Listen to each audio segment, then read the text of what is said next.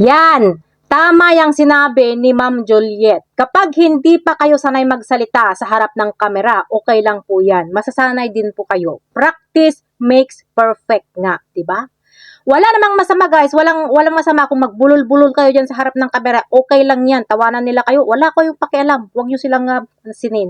Walang nag-uumpisa na alam na agad ang lahat. Nasanay na agad. Syempre sa una, mabubulol ka pa talaga. Gaya ko nung nag-uumpisa pa lang ako guys. Inaabot ako ng take 10, take 20 bago ako makagawa ng isang video.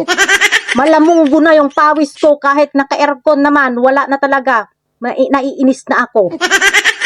Kasi nandun na yung naiinis na ako dahil nakailang ulit na tapos hindi ako makabobuo. Nandun na yung titigil na lang ako dahil nga kahit anong gawin ko parang naiipit yung dila ko o di kaya nawawala bigla sa isip ko yung mga susunod kong sasabihin.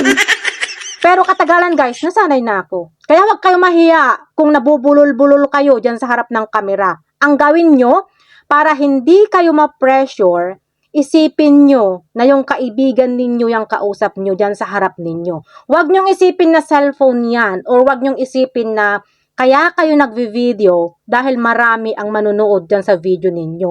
Huwag nyong isipin yun. Kundi, isipin nyo lang na may kausap kayong isang tao at magsalita lang kayo na parang normal lang. Gaya doon sa pakikipag-usap mo doon kay kumare mo. Lalo na kung may nasagap kang mainit-init pa na balita. 'Di ba?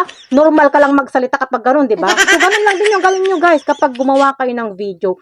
Normal yung pananalita nyo at 'wag nyong isipin na cellphone yung kaharap nyo, kundi yung kamaritesan nyo.